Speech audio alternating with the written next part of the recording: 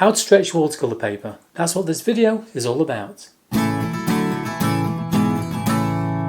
Hi, my name is Paul Hopkinson. I'm a watercolour wildlife artist who teaches both online and offline in both, as I say, animals and also botanical subjects, using a very simplistic way of teaching but also working with fine detail at the same time. Now there are stretcher boards out there which you can buy from your art departments and your art stores online or even in your high street. But I like to make my own because when you make your own you can make it to whatever size you want. And all I've used is MDF and some climbing rope. Now I've got a link on how to make one of these from my blog on my website, so I'll put a little link down below in the description for you so you can click on that as and when you've watched the video, obviously. Okay.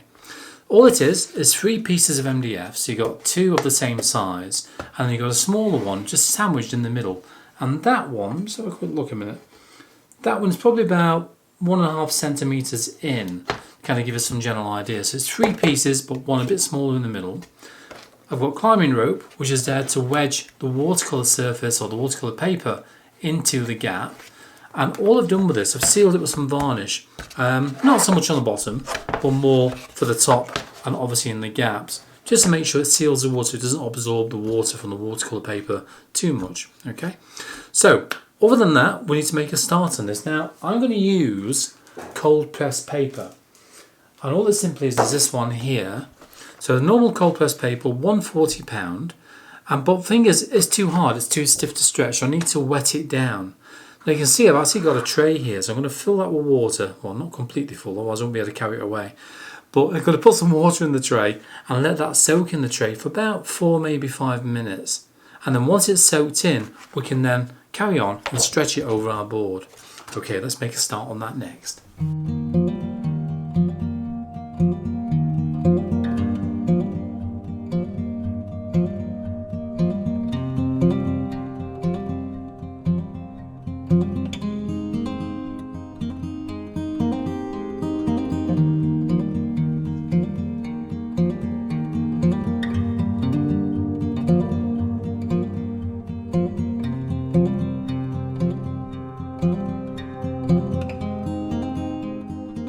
Okay, now while that's soaking in, just want to make sure you got yourself a spare old brush. And I use this, by the way, is that when I'm stretching the watercolour paper on there, I can use that at the end of this to kind of push into the gaps, because it gets a little bit stiff to get in there otherwise. So it's quite handy having some form of an implement or anything like that, an old brush, to kind of push that paper in.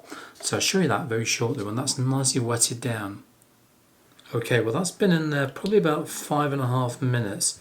So I'm going to take that out now and just let it dribble off. And I say this is like cloth now, it really is. Let it dribble off, and I'll move this out of the way so I can show you how to kind of stretch onto the stretcher board next. Now don't forget to click on that subscribe button down below and also press that bell icon as well, because at least when you press that, YouTube will let you know when I've got a brand new video on here for you to watch. Okay, it's nice and wet, so now I'm going to put my board roughly in the middle, which is about, I'm trying to see both sides there, roughly about there. That's near enough, isn't it? That'll do. Okay, and just rub it down. I'm going to use an old brush, and I wanted an old brush that's got a rounded end on it so it doesn't damage the paper surface too much. So if you pick this up towards you and then just lightly fold over one side like this lot. So I want to do with that, and then use your old brush, and gently kind of tease that in there. Don't push too hard though, because you will go through the paper. Believe me, I've done it in the past. Alright? Yeah, this is nice and supple. Just really want it to be all the way in. Something like that'll do. Okay, get your climbing rope. Not that I do go climbing, because I don't. And apply that in the middle. And I'd like to kind of tease that down a little bit with my brush as well. Okay, so that's one side. Now I'm going to make sure that this is still damp, and just very lightly, don't rub it too much though, go over the watercolour surface. And this is also taking those kind of like air bubbles underneath the paper as well out of the way. Okay, now if you do that too much, you find that you can ruin the sizing on the paper. And all that means, if the sizing's disappeared off the top of the paper, because some watercolour papers have it as a surface, as an application over the top made by the manufacturers, is that you find your paper like a blotting paper, and the watercolour just sinks straight into it. So be careful with that. Okay, so you see, I'm actually teasing this. I'm pulling it at the same time, just gently though. I'm not trying to really kind of yank it up. Just gently tease it up so it kind of makes it a little bit taut, and then fold it over, just like we've been doing. And the same thing applies. While you're pulling it at the same time, just gently pulling it, tease it into that gap. Okay? And then get your climbing rope and basically shove it down the middle again. Just stick it down there. And give it a gentle tease in, just so far will do. That'll do. And the same applies again. So once again, just make sure there's no air bubbles in there. I'm not putting any weight or pressure onto that pad at all. Or onto the watercolour surface, should I say. And the same thing applies. Just gently pull. Gently pull. Crease these edges up a little bit as well. I tend to do that a lot. Fold it over. And do the same again. And I think that will do. Now these ends, I like to kind of just fold in that little bit like that. And then the same on this side, because these ends will go really solid as well. And other than that, just lightly crease, just using your two fingers like that, finger and thumb, all the way around the edge. So there we have a sheet of watercolour paper stretched onto the board. So when this actually dries, you find it will go nice and flat. So that gives you some ideas on how to kind of stretch the watercolour paper. But you can see that's still a little bit bumpy, which it will be for quite some time. I'm going to leave this overnight to dry. However, here's one I did earlier. I know, classic style, but that's one I did earlier on. This is a smaller version. And as you can see with this one, this is lovely and flat, and that's exactly what we're looking for when obviously we're working on something like this. That just means that when we re-wet this either with a sponge or using, a large brush or a wash brush or anything like that, yes, the paper will still cockle, it will still probably bend a little bit. But when it dries, it will dry just as flat as this, and that's why I like to make my own. But also, as I mentioned earlier on, I make my own because I can choose whatever size board I want, rather than having to buy the ones that the manufacturers supply. So that's the beauty about making your own boards, such as this, and all that from a little bit of climbing rope, MDF, a natural sea sponge, and an old brush. So do you stretch your own watercolour paper? If so, how do you do that? Do you use the same method I do here? Or do you simply use a gum tape and staples? Let me know in the comments down below. So now I've shown you how to get the paper on the board and get it nice and flat like this one here. You can see I've completed the painting, so now I need to remove it. So how do I do that? Basically you're working in reverse. The only difference is really you find the paper's quite tough on the side, so very, very stiff. So when you look at something like this here, look, you see that if I just remove one of the ropes, that one there, okay, so just take that one rope off there, and you find the paper is very stiff indeed to kind of take out. I'm not too worried about that, because what you can do, you can just trim down the side with a knife. You can do that way around, or if you don't mind cutting into your board a little bit, you can just trim just on the outskirts of the board itself.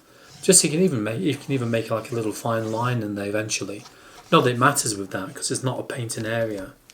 So all I tend to do, remove all of the rope first of all. Just what I'm doing here. Well, I can get my pair of scissors in there to kind of lift it out. And another one. Take that one out of there. Okay, getting bits of rope everywhere here. Move everything out of the way there. So I've done all that. So then what I need to do is get a knife and very lightly trim down the sides, or you can use a pair of scissors. So I can use a pair of scissors here. I can just trim. As I say, it's very stiff paper because it's obviously been wetted and bent and dried. And you can lift the scissors inside there to lift up the paper like that. Let's see, it's coming up. So you could do it that way around. Or you could use a palette knife to lift it as well, so there's more than one way of taking that out. So I'm just going to use my scissors initially and just kind of lift up one side. As you can see, that's all I'm doing. Lifting up one side like that, all the way along. There you go. That was easy enough. And now I need to do the same on all the other three sides. Then when you get so far, you find it just literally comes off the board, just like that. And then you can trim down the sides with a pair of scissors. Just go in there first of all, just to trim it back again. I like to kind of just as it's getting to the fold there, as you can see here. Let's see where the fold is. Just over the side of the fold. And you don't need to do it too neatly, because the fact I'm going to then get a straight edge, a straight metal edge, and then cut it with that to get a nice kind of even straight border on this. But you find that once you started cutting this, it gets easier as you go along. So I'll just do the other sides a minute. Okay, I've got my old chopping board there. So then I can just trim this down. Try and make sure it's nice and equal to the picture. And because I've got a decent cutting board here, which is quite an old one, as you can see, it's well and truly been used. So I've got one edge nice and straight there, so then I can start to go around the other edges and get them just as straight. So that one there, put a little bit of pressure on it. So I'll give you some ideas how to make your own stretcher board, stretch your own watercolour paper to whatever size you want it to be, and then also how to remove it. Now take a look at the video to my right, and that one is how to flatten out watercolour paper, especially after you've finished doing a painting and it's all kind of cockled and bent. Take a look at that and I'll see you there.